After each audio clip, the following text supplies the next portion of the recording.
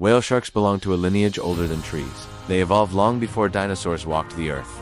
And yet scientists still don't know where they give birth. Satellite tags reveal migrations across entire oceans. Some dive nearly 2,000 meters into darkness. Why? What lives in the depths that a giant filter feeder needs? At crushing pressure and near-freezing temperatures, whale sharks descend into blackness. Perhaps following plankton layers, perhaps navigating by magnetic fields. But the greatest threat to this gentle giant does not come from the deep. How can an animal the size of a school bus survive on some of the smallest organisms in the ocean? The whale shark, Rhynchodontypus, is a paradox of nature. It's the largest fish in the sea, yet for all its size, we are only just beginning to understand its most intimate secrets. This isn't just a story about a big fish. This is a journey into the life of a biological marvel, a global wanderer whose existence is deeply intertwined with the health of our planet. What does it take to power such a colossal body? And what can this gentle giant teach us about the ocean itself? To understand the whale shark, we must first grapple with the sheer physics of its existence. Moving a body up to 60 feet long and weighing over 20 tons through water is a monumental challenge of biomechanics. Unlike the rigid, powerful thrusts of predatory sharks, the whale shark employs a more sinuous, energy-efficient motion. Its entire body undulates, creating waves of propulsion that flow from head to tail. This isn't just swimming. It's a carefully optimized dance with height. The thick, cartilaginous skeleton provides structural support without the heavy penalty of bone, while its massive liver, rich in low-density oils, provides near-neutral buoyancy. This means the shark expends minimal energy just staying afloat, freeing up its metabolic budget for the two most important tasks, feeding and travel. But how does it feed? The whale shark's mouth, spanning up to 5 feet wide, is a highly sophisticated suction feeding engine. When a patch of plankton is detected, the shark opens its vast mouth, creating a low-pressure zone that sucks in thousands of gallons of water per hour. But here's where the true engineering genius lies. Unlike baleen whales that push water out through baleen plates, the whale shark uses a method called cross-flow filtration. As water enters, it flows across a series of 20 unique filter pads. These pads are covered in a mesh of dermal denticles, the same material that makes up shark skin. The plankton-rich water is directed towards the back of the throat to be swallowed, while the filtered water is efficiently expelled through the 5 massive gill slits. This cross-flow system is incredibly effective. It prevents the filter pads from clogging, allowing the shark to feed continuously for hours on end without stopping to backflush. It's a marvel of biological plumbing, a system so efficient that engineers are studying it to design better industrial filters. Yet finding these dense patches of plankton in the vastness of the open ocean requires a sensory toolkit far beyond our own. The whale shark navigates a world of scent, pressure, and electricity. Its nostrils, or nares, are powerful chemoreceptors, capable of detecting the chemical signature of plankton blooms from miles away.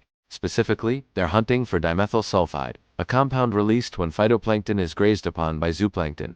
This scent essentially acts as a dinner bell. But vision plays a part too. While their eyes are small relative to their body size, they are positioned on the sides of their wide head, granting them an almost panoramic view to spot surface aggregations. Perhaps most fascinating are the ampulla of Lorenzini, a network of jelly-filled pores scattered across their head. These are electroreceptors. They can detect the minute electrical fields generated by the muscle contractions of their prey, even tiny krill. In the dark depths or murky water, this sixth sense allows them to build a three-dimensional electrical map of their surroundings, pinpointing food with astonishing precision. They are not just swimming, they are reading the very fabric of the ocean. So, we have a supremely efficient machine. But where does this machine go?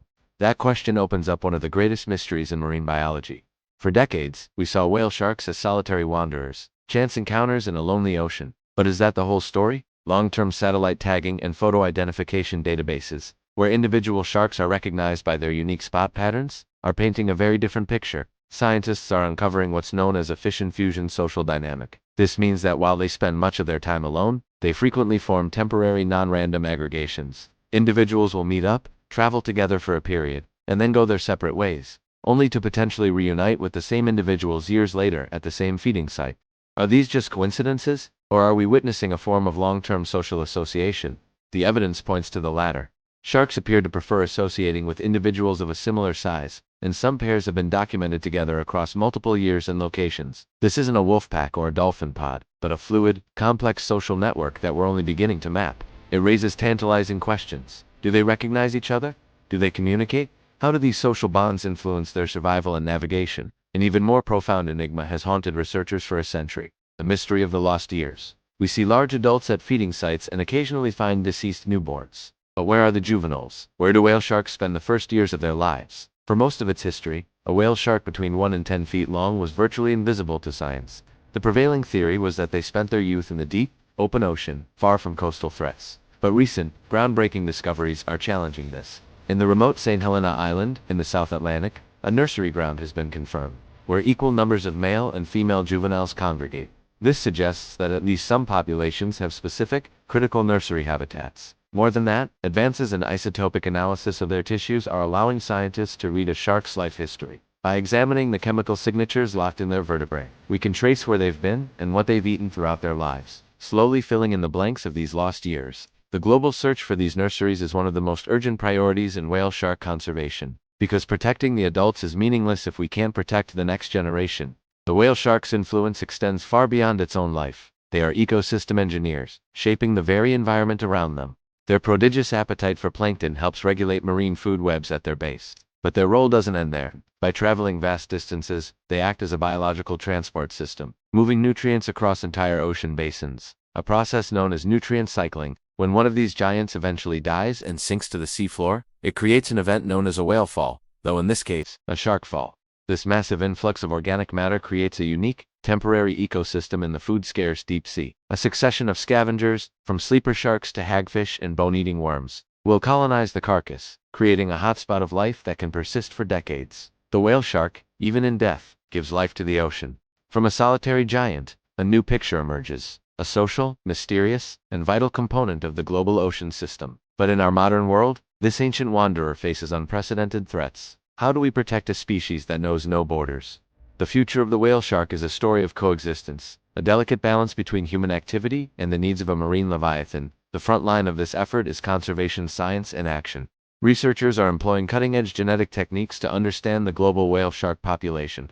By taking tiny tissue samples, they can perform close skin mark recapture analysis. This involves finding parent-offspring pairs or siblings within the genetic database.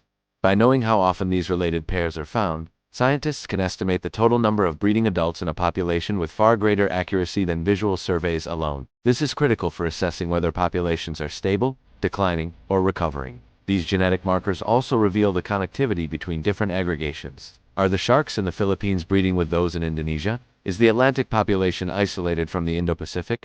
The answers to these questions are vital for designing effective international conservation strategies, because protecting sharks in one country is useless if they are threatened in the waters of another. This leads us to one of the most complex issues in marine conservation, the ecotourism dilemma. In places like Mexico, the Philippines, and Australia, whale shark tourism has become a multi-million-dollar industry. On one hand, it's a powerful conservation tool. It gives living whale sharks economic value, incentivizing local communities and governments to protect them and their habitats.